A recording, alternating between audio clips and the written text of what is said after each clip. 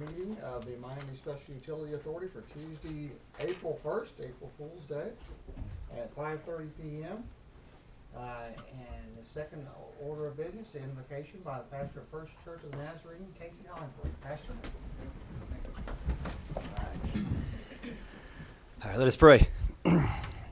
Heavenly Father, as we gather here tonight, we're just so grateful for your plans that you give us in your word, your promises you give us in your word, plans to prosper us, plans to give us a future and a hope, Jesus, and as your followers. And as we gather here tonight, Jesus, I just pray that that you would just be with our civic leaders, Jesus, and you would just give them wisdom, you would give them guidance and direction so that they can follow you, Jesus, and that all of your amazing plans for us and our community will be fulfilled, Jesus. And God, I'm thankful that as we gather here, we don't gather here alone, but as we begin this meeting, we just ask for your presence to be here, and that you would just, like I said, guide and direct, Jesus. And we just ask above all else, Jesus, that your will will be done, your will will be fulfilled.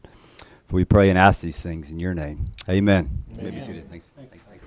Join me in the flag. I pledge allegiance to the flag of the United States of America and to the republic for which it stands, one nation, under God, indivisible, with liberty and justice for all.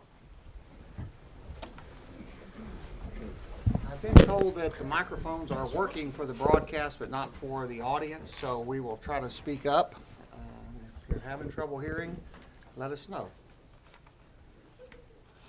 Item number 4, public input, unscheduled personal appearances. This is a special utility authority agenda. Is there anybody in the audience that wants to speak to the authority about any of the agenda items? Sir? Yeah, I have a question. Are we on the agenda for an accident for Natalie Walker? And that will be in the next meeting, sir. When is that going to be? Probably be in about 20 minutes that meeting will start, or maybe less. Okay. Okay? Okay, All right. thanks, sir. Uh-huh. That's all I need to know. Anyone else? Okay, item number 5 is the consent agenda. Staff is recommending items 6 and 7, which are the minutes and the claims for the consent agenda. Do we have a motion to approve? Mayor, I make a motion to put items 6 and 7 in the consent agenda and make a motion to approve. And a second, please. Second. Roll call. Johnson? Aye. Weston? Aye. Sharbit? Aye. McLean? Aye. Schultz? Aye. Item number 8, approve labor and materials to purchase and install conduit, sweeps, and 7 period streetlights, an estimated cost of $30,100 for Central and 8th Street Northwest. And we've got Rob Kimbrough, Ryan Powell, and Travis listed. Gentlemen.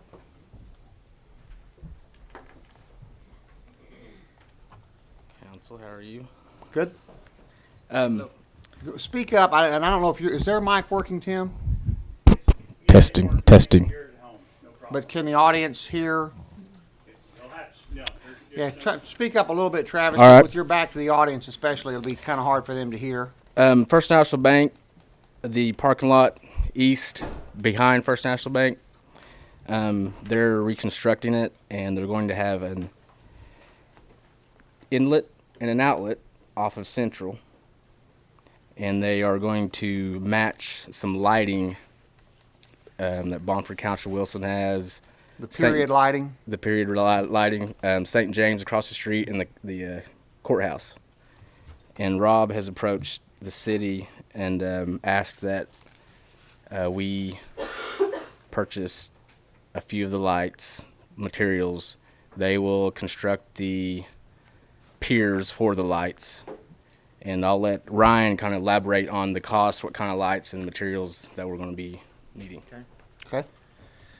They're the same type of lights that we have on Main Street in front of Osborne's. There's other facilities downtown, and they're wanting the same type of lighting on their sidewalks, and they're also wanting 2 other lights inside their parking lot, and they're willing to pay for the lights in the parking lot. They've just asked the city to purchase the lights along the sidewalk on A Street and Central.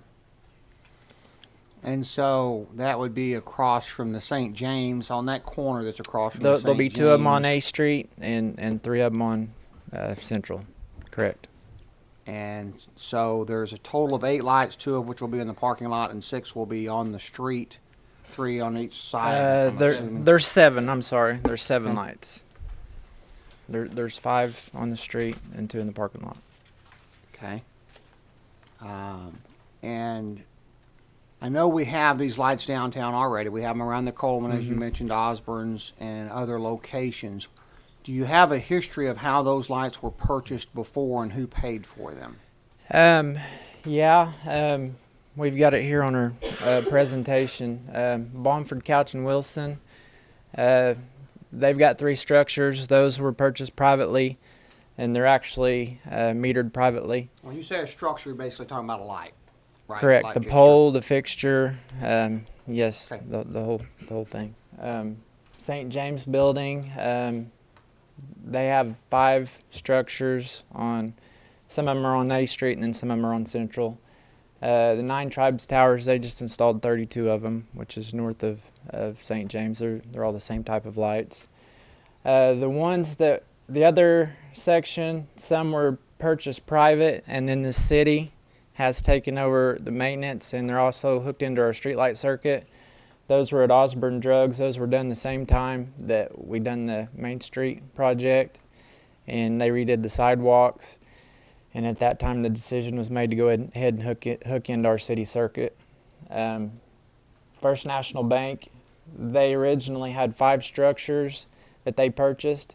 When we redone the Main Street and the sidewalks, we basically took those over, we refurbished them, painted them, and then we went from private to the city So they streetlight purchased them circuit and then then. donated them to the city, in effect. Correct. And the city is in treating them as street lights and paying the electric. Mm-hmm. Okay. Go ahead, Brian. And then down the bottom, the Main Street project, we have 32 structures. Coleman Theater, 6 structures. Ottawa County Courthouse, 3 structures. Those are all city installed city lights. The 3 at the Ottawa County Courthouse, those were actual upgrades when they built the courthouse. There was existing street lighting then, and the city made the decision just to do upgrades. The county paid for the structures, or No, we the did? city did. The city paid City for did? them. Okay. It was just, we did that at the time the courthouse was being To rebuilt. replace existing lights. Okay. So you've really got 3 different categories of lighting. The ones that the city paid for, installed, and metered. Ones that individuals paid for, installed, and are paying the electrical bill on them. And then the middle category were paid for privately, then donated, and the city is paying the electric, treating them basically as street lights. Correct. I looked at just kind of a sketch, but I haven't been downtown after dark in a long time. Do we need, for security's sake, do we need street lights on those 2 streets? And if so, do we need that density of street lights? Do you know? Our policy is cul-de-sacs and at intersections. And if you go down the downtown area, we also have street lights at alley entrances too. Not all of them, but a lot of them. Okay. And anytime we have a request made, we basically have the city manager or the police chief make the decision if it's outside of what our policy says. So, I mean, there's places where there's been streetlights added, but for the most part, they're intersections and cul-de-sacs. What, Ryan, would a normal pole and street light cost? I mean, the non-ornamental height. Less than $600 Okay. for the pole, the arm, and the So these fixture. are considerably more expensive. Correct. Do you have a diagram in your PowerPoint showing the placement? Yes. That's actual picture of the new parking lot. That's both of the parking lots combined, and on the bottom, where the red dots are at, that's Central, and they're wanting to put 3 of them there. There's an existing street light there near the alley that we would remove if these lights were installed. And then A Street, they have 2 lights, and then the 2 in the center of the parking lot. Those are the 2 lights that that they were willing to purchase, or they said that they would cover the cost of those 2. because they're on private property. They're not actually in the sidewalk.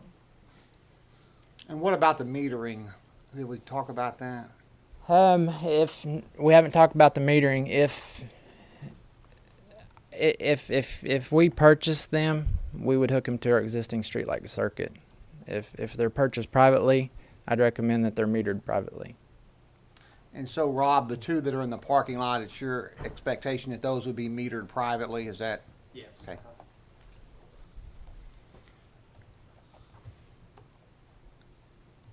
I mean, I think, you know, consideration needs to be given for the alley and the street corners. I don't know about 5 lights, but you know, for security's sake, we need to have some lighting there. So, you know, I think we need to give some consideration to that aspect of it. Rob, did you have anything you want to add before we? I might just add that the bank has always been aware of the downtown area, and anytime that we've done Can you pull anything- the mic up, Rob? Okay. Thank you. Anytime that we've done anything around our bank facilities, we always think about how we can make it look the best we can make it look for Miami. We don't do it to necessarily beautify the bank or its property. We do it to beautify downtown because that's what we're about. Right. And the placement of the lights, the 3 on Central and the 2 on A Street, those are across from existing lights. There's 2 on the St. James side on A Street, and then there's 3 on the Central side in front of Bomford Couch and the Abstract Company. So that was the purpose The of logic of that where they are. layout. Okay. And one other thing I might mention, I don't know if you all have been downtown at night and noticed the exterior lights that we put on the bank. Once again, we thought that would be something that would beautify downtown, and I think it was a successful project in doing that. And the parking lot itself, we purchased that corner lot probably 6-7 years ago with the idea of eventually turning it into a parking lot, and made the decision to budget for that this year. And we're going to be spending about $100,000 on the demolition and reconstruction of that lot. So we just felt like, this might be a good time to come to the city and see if they can help with beautifying this project by putting some of this period lighting up. Any thoughts, comments? Rob, did you have, in your lot before, did you have lights in there before? I can't remember. There was one city utility pole, I believe, with a light on it. An area light. Yeah, I think that was a rental in the center of the parking lot. You can kind of see it. Where was that located? It was near the center of the parking lot. You can Okay. barely see it in the Google Earth Okay. picture. No, I can't see that. Right here. So if the lights aren't put in, if we don't do the lights, if we decide not to contribute and First National decides that's not something that they want to do, then the way the picture looks, we're left without any lighting until in that first section at all of the sidewalk. The only lighting that is budgeted into our project are the 2 lights between the 2 lots. Between the two There's a lots. sidewalk that will break the 2 lots, and those are the only 2 lights that we have budgeted at this point.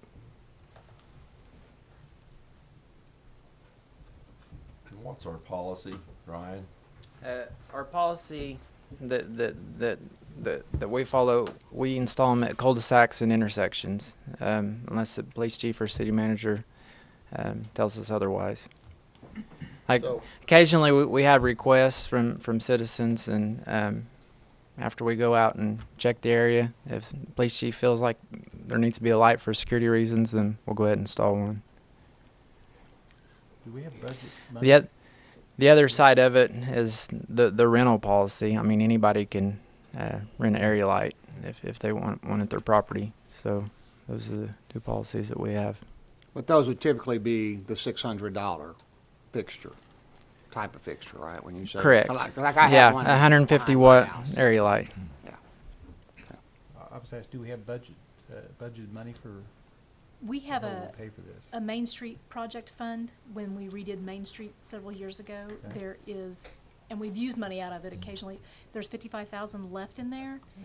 However, there is a section that we would like to work on Main, so it kind of be a decision for you all. And So to you use could, the you could 55 certainly use the 55,000 on Main somewhere Street, is else. what you're Yes, saying? absolutely. Yeah. Krista, has David had a chance to look at this or know anything about this? I don't believe so.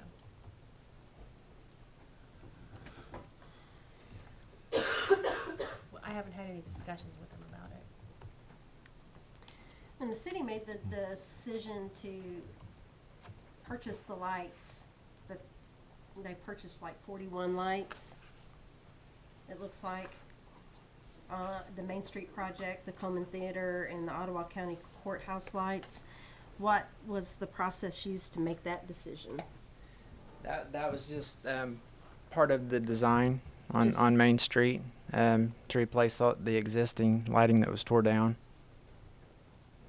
It was part of that larger project when we went through and redid the sidewalks. Correct. It was and the stuff. street, sidewalks, lighting. And that's when Osborne's approached us. They seen that we were installing new lighting. They wanted lighting in front of their business, so they offered to buy the lighting if we would agree to hook it to our circuit and maintain them. And at that time, the decision was accepted. Rob? I might make one more comment. The bank did save you all the need to purchase 5 additional lights around the bank. It's hard to believe it's been 15 years ago that the bank actually bought the 5 lights that they currently have around on their central side and on the Main Street side. And rather than replace those with a little bit different style on the rest of Main Street, we just suggested that the city utilize what we had purchased and donated or dedicated to the city rather than purchase 5 additional lights at that point in time. So that The ones that are there now, around the the bank bank were had paid purchased by for. First National and then right, dedicated to and the those city. would have had to been replaced to something had the bank not donated those. Right. Right. That's just one more way of looking at it. So there's some money sort of in the budget, but not really. I mean, this would be a new expense if we take the money that's currently there. It's got to come from somewhere to fix the spot on Main Street that Joel talked about. David has not looked at this and issued an opinion of any sort on it. It sounds like we've done a variety of things in the past. So, can you go back to the screen showing the bird's eye view of the lot? That one or the drawing? The Yeah, drawing? the drawing showing where the light placements are. Okay. So, as I said before, my sense of it is that, we need security lights at the alley and at the intersection. So I would be supportive of paying for a couple of the fixtures, 'cause I think we can justify that. I don't know that we can justify paying for all 5 of them. Does anybody have any I don't different have, thoughts or same thoughts, or I was getting ready to ask Rob if he would be interested in a 50-50 deal, In what? like splitting the cost. We would work with the city, I think, in any way. Anything would be appreciated, and we would budget additional if we needed to get those put out.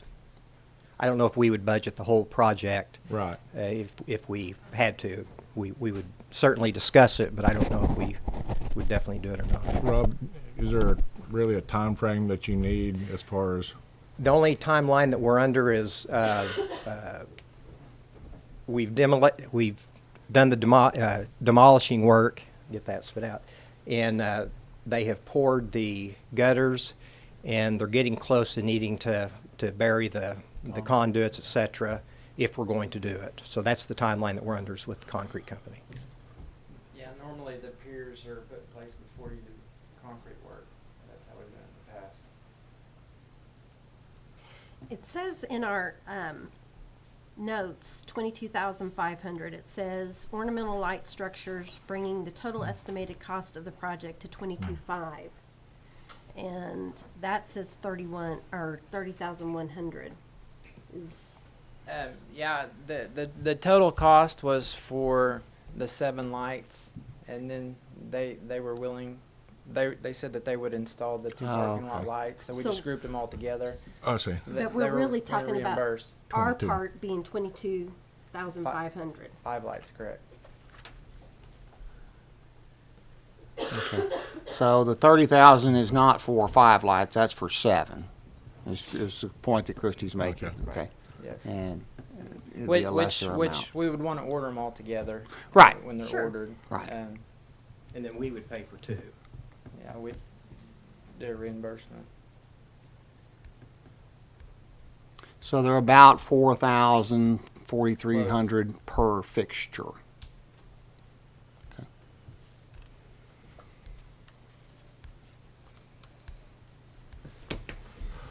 Any other thoughts? I tend to agree with what you said as far as the security in our policy, but anything above and beyond that, I would prefer David look at it. I mean, we can have David look at, I mean, we don't just, if we don't make this decision till our meeting in 2 weeks, Rob, is that gonna put you in a bind as far as getting the conduit laid? It would probably put Nice Concrete in In a a bind. bind, okay. And I can visit with him to see if he can. Our concern, and I meant to mention this earlier, David was involved in an automobile accident and had surgery today. And so he's not able to be here, and we just want to be very careful, you know, when it comes to Chairman. legal matters. To do the conduit and the sweeps, it was gonna be about $1,100 or $1,000? If First National Bank actually built the piers for us to attach our conduit and conductor to the piers, it'd cost about $1,000 in materials. So you could approve that. Well, couldn't we approve something on the condition David look at it? I mean, we could, whatever we agreed on, with the understanding David would have to look at it first. Ryan, have we done this before? The conduit and the sweeps before? Yes. With what companies? Well, we worked with I believe it was Osborne's. We worked with the electrician, which basically he basically wired everything, installed the conduit to a certain spot, and then we took it from there into our breaker panel. Okay. Which I mean, there's basically 3 lights on the south side. So the biggest thing is when the piers are poured before they pour the sidewalk, to go ahead and get the conduit into the actual piers. We can come back later and pull the wire in, make connections and stuff. Well, if we proceed under the assumption that the project is going to go forward one way or the other, it just becomes a question of who ends up paying for the conduit or some portion of the conduit. Is that fair to say? Or how much on the lights down the road. Right, but let's say we agree to 2 lights, and then there's the conduit. I'm just trying to figure out if, as Jill said, we can move the ball forward as far as the conduit goes. If it's $1,000 or so, and we decide that we're doing 40% of the lights, then we would pay 40% of that fee. I would think that would be about the approach that we would take. So go back to the diagram again, please. So my thinking is the alley, and the question is it 1 or 2 lights on the corner? Joe, do you have a thought one way or the other as to how many lights total that the city would put up for security purposes? Other than what the policy would state, and or if we decided to do a little more than that. I mean, Okay. Doug, do you have a Well, thought? you'll have to put, the plans are to put that many lights up no matter if we approve it or not. You'll have the conduit in the concrete and it'll be ready for the wire to pull. We'll have it for the 2 For just 2? in between. That's what's budgeted right now. For the parking lot. Yeah. In between the 2 parking lots. Just 2 then is all that's in your budget. And I think what Rob is saying to us is if we agree to, and not to put words in his mouth, but if the city agrees to pay for 2 of them as security lights, then he would go back to the bank and say, the city's agreed to pay for 2, we want to look at doing the other 3. And my gut feeling is that we would. Okay. do that. So I can justify at least 2 of them for security purposes. Are you comfortable with that, Joe? Yeah. Are you, Doug? And then Christie? Mhm. Okay. So, I'm trying to think about the conduit part now again, Ryan. Tell me what the process is there, or Doug, what needs to happen. With the expert here. Okay. Well, I mean, if they're going to install the 5 lights along the street, first thing they need to do is get the piers poured. And Okay. First National Bank's going to have their concrete contractor install the piers, build the piers. So basically, we just need to make sure that the conduit's in the piers and get the actual conduit connected to each pier before the sidewalk's poured over it. Okay. So are we comfortable with 2 lights and basically 40% of the conduit cost? Okay. And then Rob, you can take that back to the bank, and if they agree then for the other 3, the project will move forward. If not, then we understand. So then we just have to look at, I mean, I want some security lights there regardless. It'd be nice for it to be these kind, Ryan, but if it's not these kind, we still need to have a later conversation about the traditional type of pole and light fixture. So with that being said then, and I don't know that, are we going to just use estimated costs? Jill, we just say that we would pay for 2 lights and Yeah, they're engineered poles. Basically, we have to send specs to the manufacturer, and then they send numbers to their local vendors. And I mean, Okay. it may take 3 to 4 weeks before we even have a final number. Okay. on the But we cost. know in round numbers, we're probably talking about a maximum of around $10,000 Thir- for exposure for the city. Is everybody comfortable with Yeah. that? Okay. Then I would make the motion that we approve the city's purchase of 2 of the 5 proposed lights that are along, A and Central, for security purposes. Second. Roll call? Schultz, Aye. Sharbit, Aye. Weston, Aye. Johnson, Aye. McLean. Aye. Just real quickly, I just want to say, Rob, that we really appreciate the work that the bank has done Yeah. to beautify downtown, and don't want to let it go unnoticed.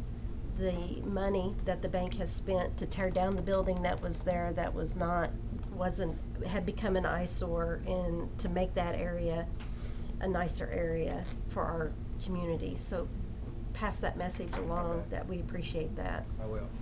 Thank you all. Thank you. Item number 9, authorize utility billing office manager to arrange repayment plan for Rihanna McLean of the outstanding balance of $1,760.31 plus the final bill yet to be determined, and approve establishment of utilities at new residents. And Rihanna, if you'll give me a second, I'm just going to kind of summarize. Ms. McLean was here last month, and she had a problem with her HVAC unit and was at the time at least not able to get any cooperation from her landlord from a financial standpoint. We were not able to approve any reductions in the bill, I don't believe, but we did express a desire to make sure when she did relocate that she was able to get service reestablished. So I think what she's here tonight, we'd ask Amber to come up with an idea. She's here to talk about that. Is that a fair summary, Amber? Yes. Okay. Basically, in the last meeting, you had mentioned the idea of allowing her to move without paying the account down in full, which is what we normally require. Mm-hmm. So that's what we're coming toward you for, is to allow me to create a repayment plan with her for Okay. her account balance plus the finalized bill that's yet to be printed. Okay. And what sort of repayment plan has been discussed? I believe that Rihanna said she can pay about $150 additional a month Okay. on top of what her normal bill will be at the new address to pay towards this balance at the old address. And when will we have the final bill? Once we set up the disconnect, once our technician goes out to disconnect the service, I can know at that point. We just need to know what the final readings for the electric and the water are before I can actually give you that number. And so, I mean, at 150 a month, Rihanna, you understand we're already 10 months just taking care of the current bill. And then there'll be a subsequent bill that'll probably extend it out for at least 3 or 4 or 5 months, probably. You understand that? Okay. Questions? Has there been anything resolved with your landlord? We went to court today and they said that he had to pay nothing. It was none of his obligation to pay, and I had to pay the rent for March, even though he didn't do anything. And so he gave us till Friday to move out. And so we went and got a house today. So I'm waiting to get the electric transfer so I can move in. Okay. Well, we're going to try to help you out with that, so Thank that you. when that little baby comes, you'll have a place to live. 6 weeks. Woo! Are there any other details of the plan, Amber, that we need to articulate to be clear on, or is it basically what, as you've described it? I don't believe so. I mean, if you're willing to approve $150 paid towards this account at 112F Northeast. Until paid in full? Until paid in full. I don't think there would be a problem with that. Okay. I'd make such motion, Mayor. Okay, second, please. Second. Roll call. Johnson? Aye. Weston? Aye. Sharbit? Aye. McLean? Aye. Schultz? Aye. Thank you. Thank you. Good luck.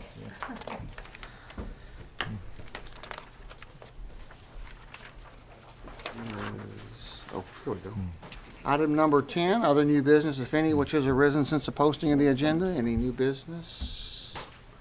Item number 11, staff reports. Written reports are in your packet if available, and staff is present for questions. Any questions of staff on MSUA issues? Item number 12, trustee community announcements. Any announcements? No? Anything under future agenda planning? Item 14, a motion to adjourn.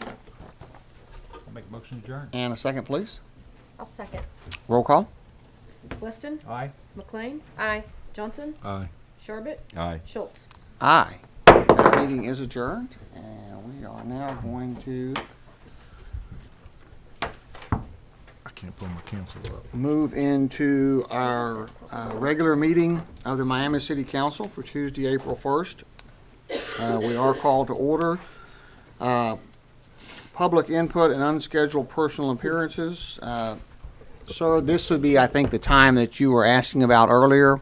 Under this agenda item, you have 3 minutes to speak on any item that's on the agenda. I would also tell you that the claim is going to be discussed in executive session later this evening. If you want to remain, I mean, you can't remain in the room, but if you want to remain in the hall during that time, you're welcome to do so. There's a chance that we may have questions that we want to ask. I don't know that we will, but I just want to make you aware that there will be later discussion after you make your statement.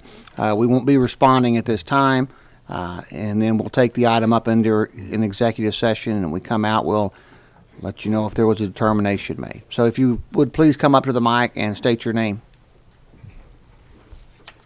Yes, sir. My name is Nathan Walker. I live at 2306 Willow Lane here in Miami, Oklahoma. Been a resident for 8 years. March 14th, 2014, approximately at 6:30 p.m., my daughter was going eastbound off of Willow Lane to Oak Lane, going to a residence. That was approximately 1815 Oak Lane. There's some pavement there that's connected to some concrete with some potholes.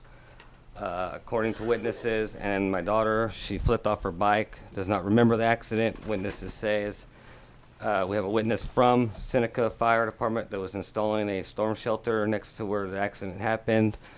She was transported by EMS to Baptist. We were also indicated as soon as possible to see a surgeon.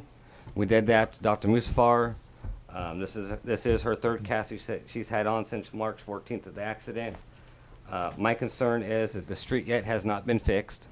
I'm concerned because we have like over 50 kids that play through there during spring and summertime.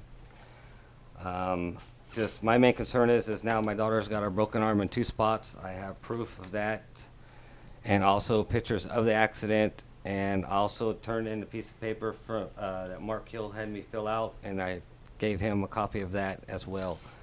just my main concern is that, you know, here my daughter is suffering with the broken arm in 2 spots.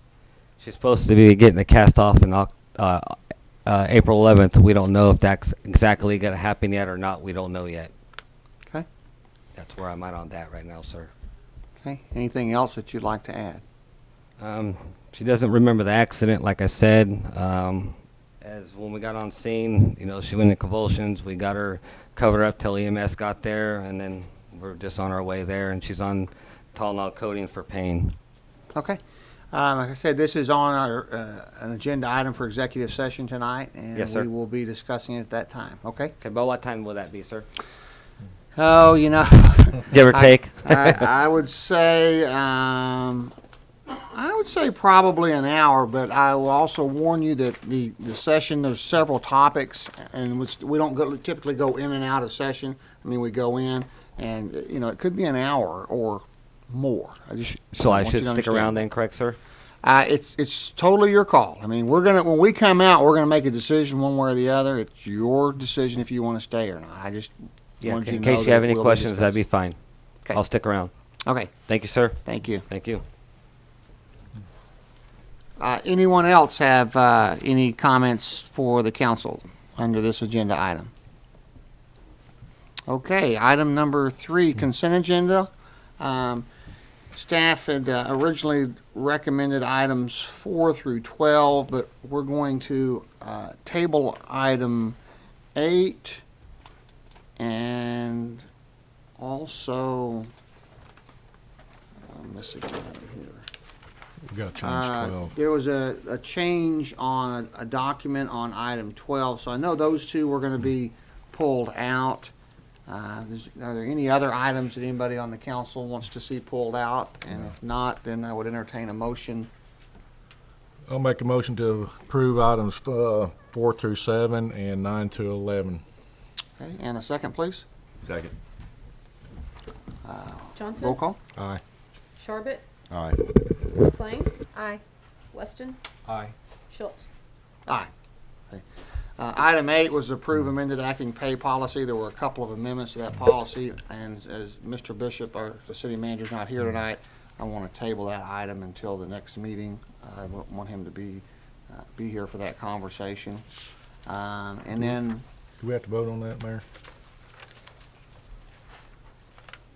tabling or taking, if we take no action. We take don't no have to action. Take vote. no Yeah. action. Okay. But you guys can put things on agendas for 4:15 Right, and right. pretty much already directed. So, I think if we table it, we do have to vote. So I'm just gonna recommend no action. Okay. And if someone wants to, okay, all right.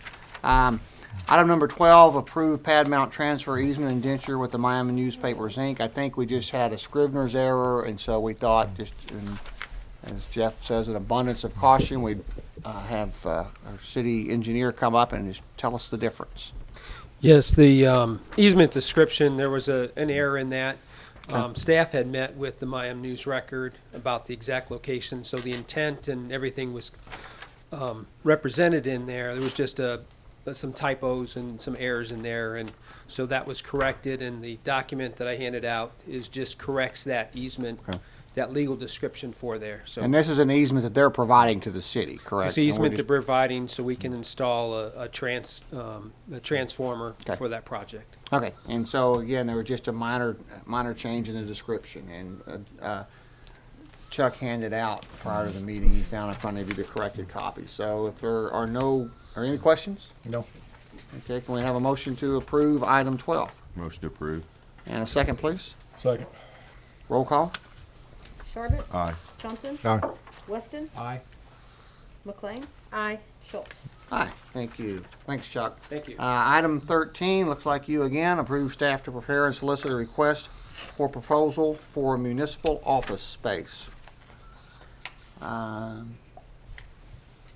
think I'd like to just comment on this for a minute. And you can get into the specifics, but we've had several conversations, that's going back almost a year, about this facility here and some of the problems that we're having with it, and what should we do about it, and what's really in the best interest of the taxpayers as far as spending taxpayer dollars. You know, we can continue to reinvest in this building.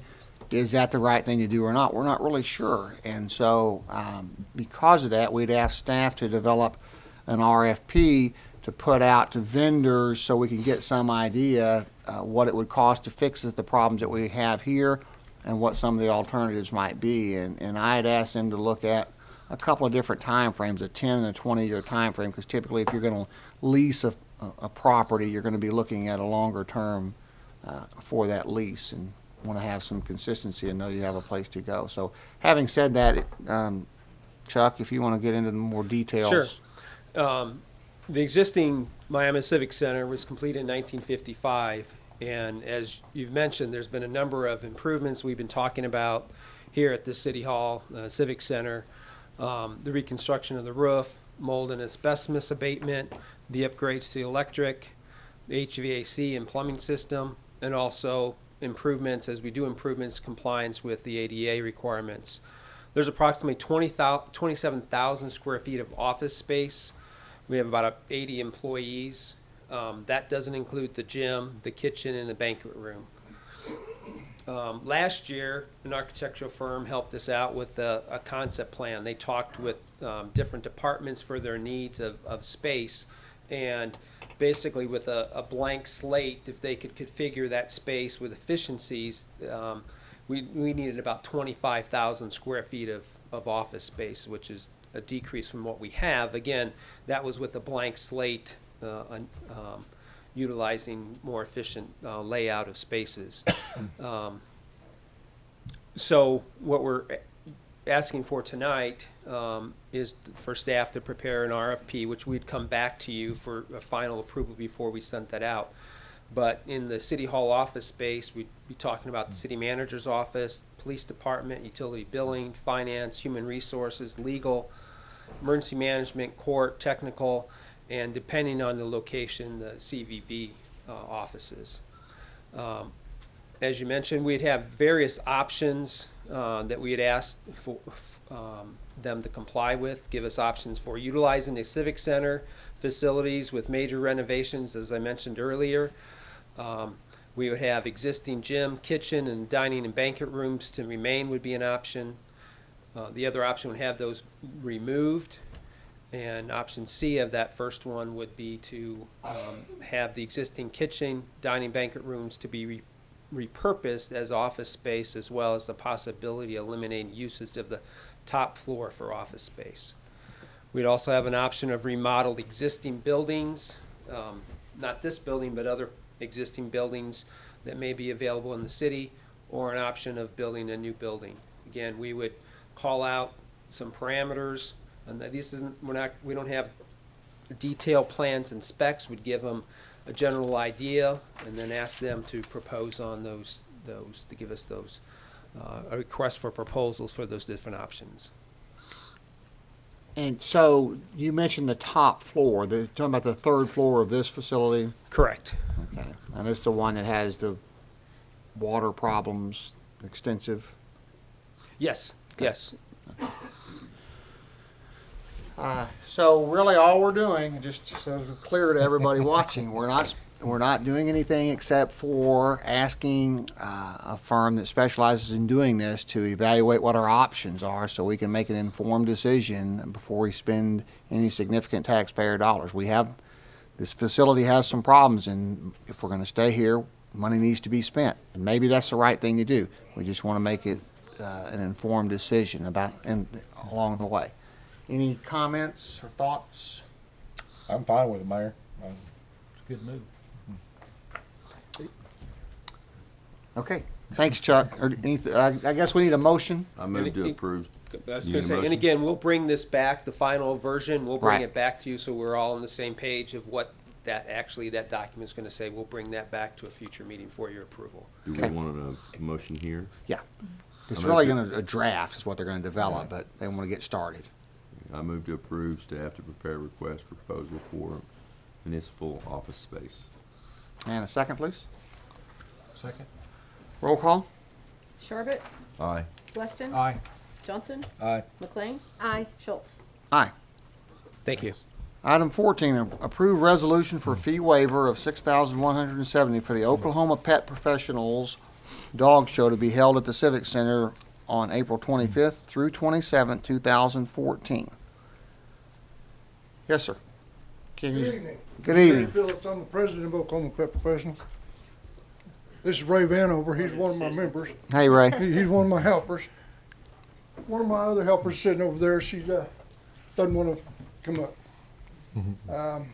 I was asked to come up and talk to you all tonight. I know this is, I guess, the third year we've done this, Ray. I remember the first, is this the fourth year? Okay, I mean, I remember the first time.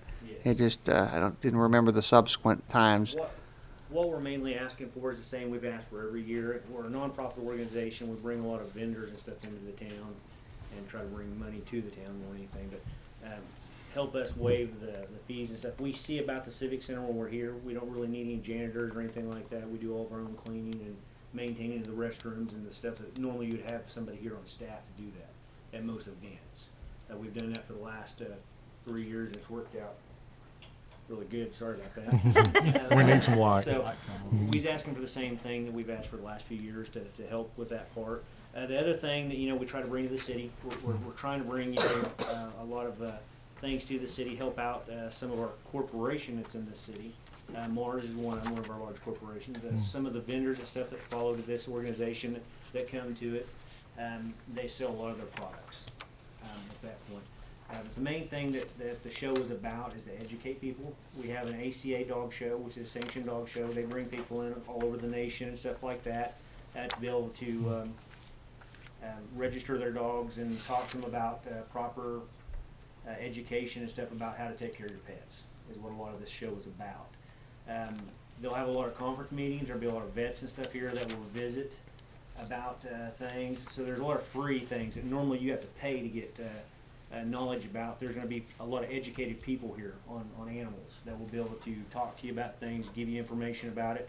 The vendor part of it is partially they follow the organization because a lot of people that's in this group to educate and to be aware of everything. These corporations like to follow them around because they sell to these people. And they help Yes. support us in Yes. doing what we do.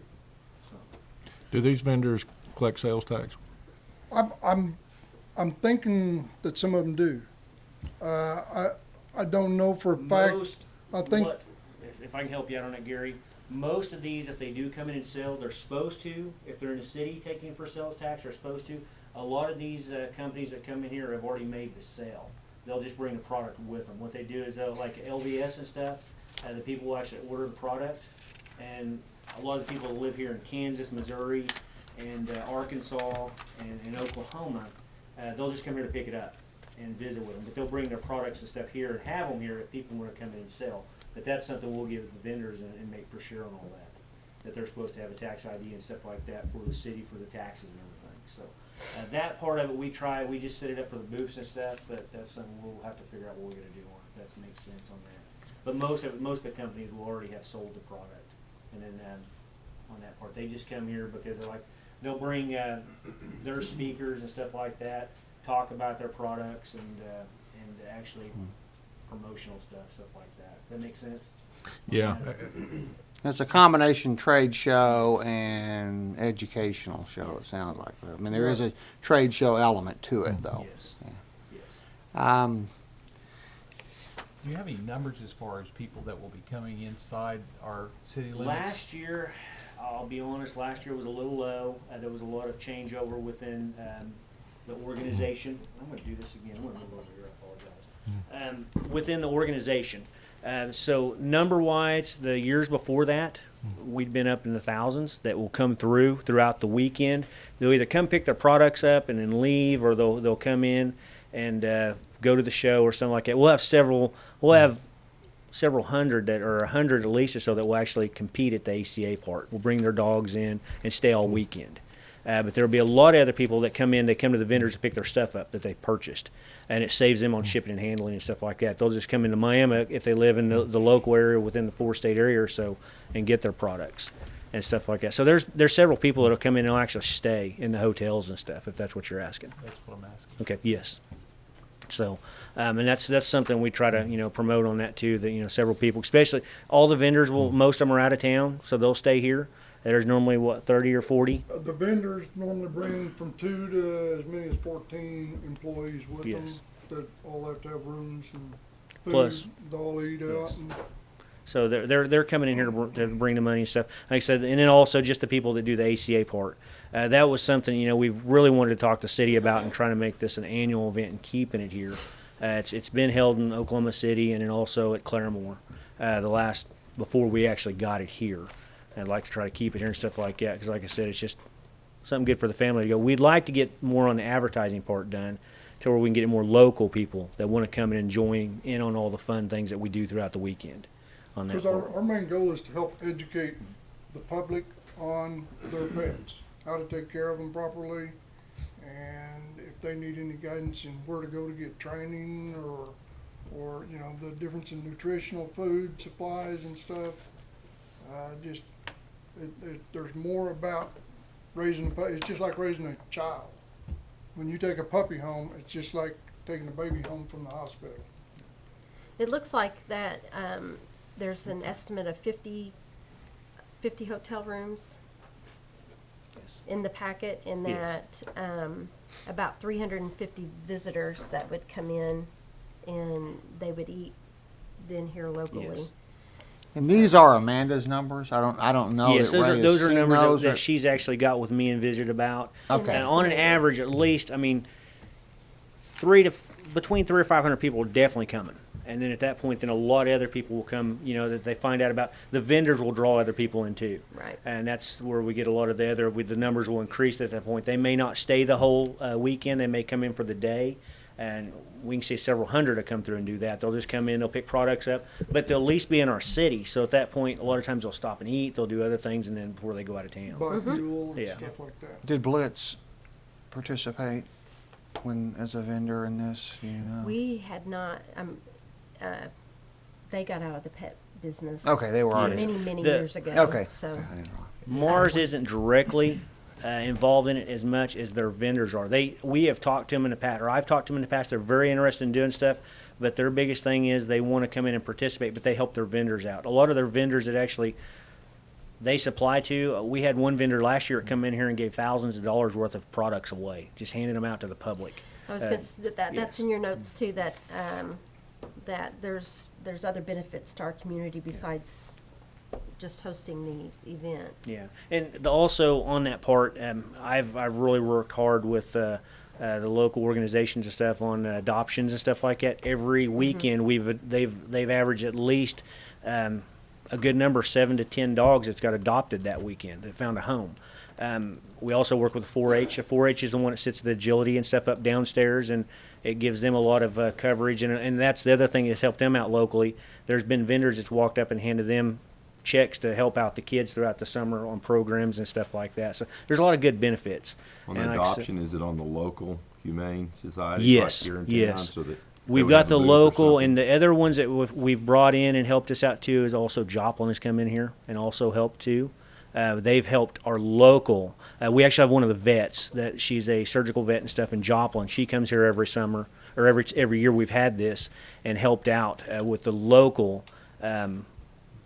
But we Has also. Eileen- has so Eileen yes. been involved in it? Well, one of Yes. them's had a booth. I don't know if it was Eileen or the other one, but Yes. one of them had a booth last year, right? And those They are did the those are adoptions. donated to them. There's no fees or anything like that. The vendors and stuff do have a fee and stuff, but that's to help put the show on. Those is to help for all the curtains and stuff that we have to put out, the stuff, the money and stuff that goes into getting everything situated, and what advertising and stuff we do that helps. That's where that money goes in to help on that. I think, Ray, you can help us most this year, assuming, we haven't voted yet, but if it gets approved, by working with Amanda to get the best numbers that you can. Yes. Because, to waive a $6,000 fee, even for a nonprofit, is a pretty significant thing to do.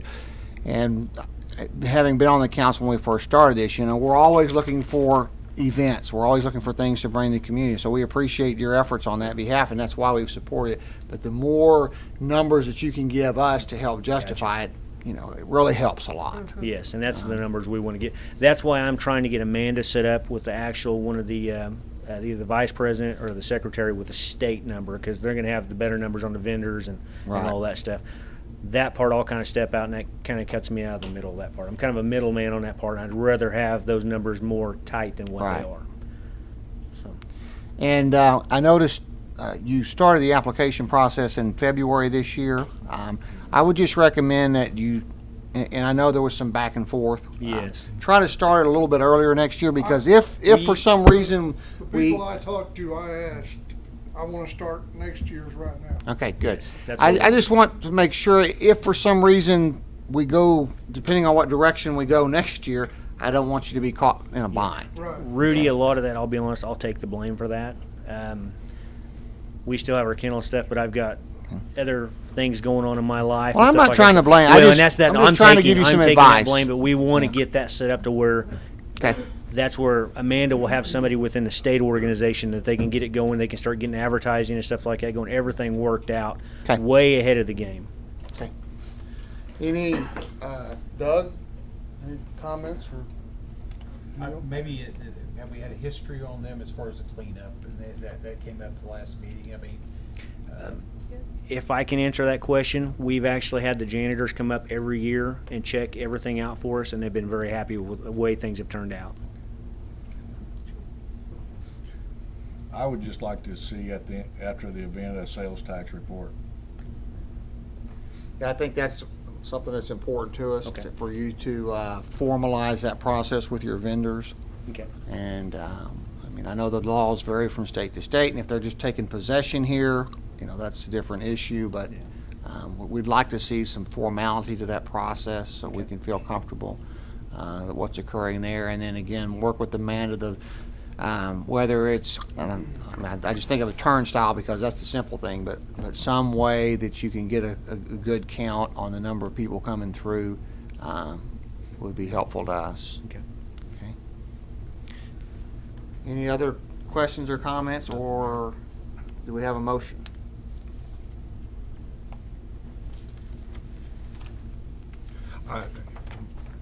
Mayor, I'm going back to, I don't have a problem with waiving the fees, but we've been consistent the past month or so requesting cleaning deposit. I don't think we should waive from that. Okay, and do you have what the amount would be for the cleaning deposit there, Do you have that, Andy? Kirsten? That's refunded at the end as long as Right, there's no. right. It's 500. And this is not new No, to you. that's We've been doing this, and I'd just like to stay consistent. That's Uh, fine. say 500? 500. That'd be a problem. So Mayor, I'd make a motion to waive all the fees except for the $500 cleaning deposit. Which I'll is second. refundable at the end of the. Yes. Okay. I'll Give me a second that. Okay, roll call, please. Johnson, Aye. Sharbit, Aye. McLean, Aye. Weston, Aye. Schultz. Aye. And I think typically that deposit we ask for when, Jill? Prior It to, was like about a week or so, wasn't it? or- Yeah, I think that's when we spoke to the Yeah. goat. I don't want to say the goat lady. Who do we need to get with on? A week ahead of Who do we time. need to get with on? Okay. Kevin Okay, Brown. we'll do it. Thank you, guys. Thank you. Thank you. Thank you. Thank you, guys. Okay, it had a little humor there. That's good. There's only a couple of us heard it, I believe.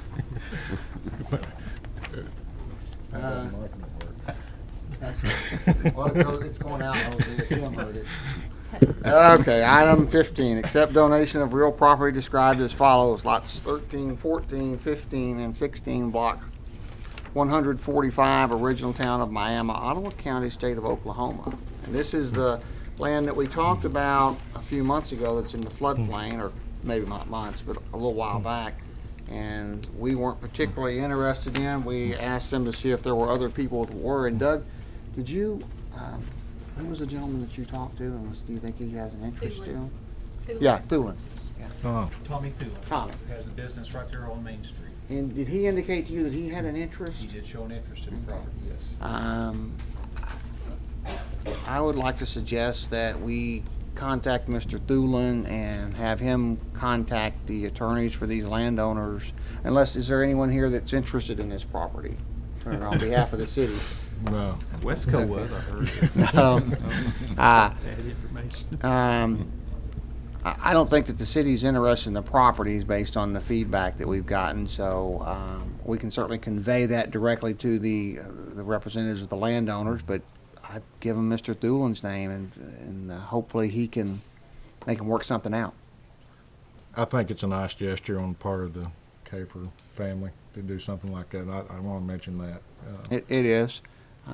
So, but If we didn't own so many empty lots already, we might be in the market for some. But, yeah. Okay. so Do we want to have I guess we need a motion to refuse or to not accept? Mayor, I'll make a motion to decline the offer of the real Decline, property. okay. And a second, please. Second. Roll call. Johnson? Aye. Sharbit? Aye. Weston? Aye. McLean? Aye. Schultz? Aye. Item 16, approve mayor's reappointment of Ron Gilbert to serve on the library board. Expires 5/5/17. Ron, how long have you been on the library board? Since the beginning? Since, I was born, I think so too. Ron has graciously agreed to serve another term on the board, and I would certainly appreciate your consideration. Do we have a motion? I have Motion. Go ahead, I'm Go sorry. ahead. I make motion approved. And a second? Second. Roll call? Weston? Aye. Sharbit? Aye. Johnson? Aye. McLean? Aye. Okay, thank you. you, Ron. We appreciate Thanks, Ron. your continued service. Item number 17, other new business. Is any new business? Item number 18, staff reports. Or any questions for staff? I have a comment. Yes, ma'am. We had a tornado exercise here at this facility. Actually, our whole city staff and every outbuilding that we had did a tornado exercise. Glenda could speak to that, but we had other participants like the schools, the county. It went really well. It was actually very successful. We did find areas, we identified areas that we could improve upon, actually for little expense. One being taking some speakers and putting other places so they could hear the PA system. Mm-hmm. But I just want to tell the staff, good job. Glenda did a great job leading it. Great, thank you. And if I could add to that, I get Glenda's emails, and I really appreciate that. And I was able to forward that the morning of the exercise, and we used it at Thermal Fisher to go ahead and perform our tornado awareness, and it worked out great. Thank you. If I may, I would like to take this opportunity to thank everybody that participated. The hospital had over 100 people. All other facilities participated. And in light of the emails, I'd like to make a plug for the city website. You can get those same emails and texts if you sign up. I posted that today on Facebook. It automatically goes to Facebook and our Twitter sites anytime there's severe weather, which we could possibly have tomorrow. I will push those out. Amanda and I both coordinate our communication so that you really don't know which one of us is putting those things out. We try to coordinate that. But I would encourage all of the public to get on our city website. It's a free service. You can get news alerts if the water is off somewhere or a street is being worked on. But if there is a weather issue, that alert goes out as well. Immediately, you can get a text or an email. But I want to thank everybody that did participate in the tornado exercise. And like I said to the newspaper, I really hope that we do not have to set the outdoor warning systems off anytime soon. Thank you, Glenda. Any other staff announcements? Mayor and council announcements? Any announcements? Mayor. No. Okay, we are going to take a 5-minute break, and then we're going to go into executive session. So Guess it's tired. we're gonna go do our executive session thing, and then he'll be off. We are on agenda item number 20, which is executive session. Do we have a motion, please, to go into executive session? I guess it's me, I guess. Okay. I move to go into executive session pursuant to 25 O.S. Section 307B7 for the purpose of discussing any matter where disclosure of information would violate confidentiality requirements of state or federal law, to wit, claims against city self-insured health plan, and pursuant to 25 O.S. Section 307B3 for the purposes of discussing the purchase or appraisal of real property and pursuant to 25 ODOT-S Section 307B4 for the confidential communications with the city attorney concerning a pending investigation of claims. Great. Can we have a second, please? I'll second. Roll call. Johnson? Aye. McLean? Aye. Sharbit? Aye. Weston? Aye. Schultz? Aye. We are in executive session. I feel like we okay, need to sing, Jim. we need to play the happy song.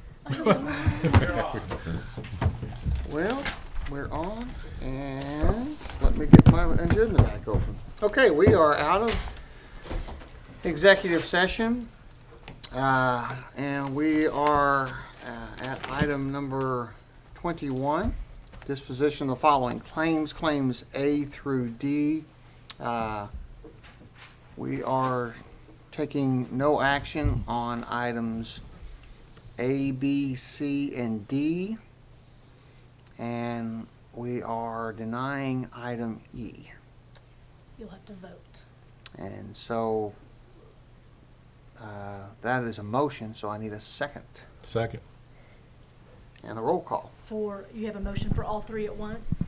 All 1, 2, Just two. 5 at once? Well, to take no action on the first four and to deny item E. Deny item, I'm sorry. E. E, okay. And the second was Johnson? Mm-hmm. Okay. Schultz? Aye. Johnson? Aye. McLean? Aye. Sharbit? Aye. Weston? Aye.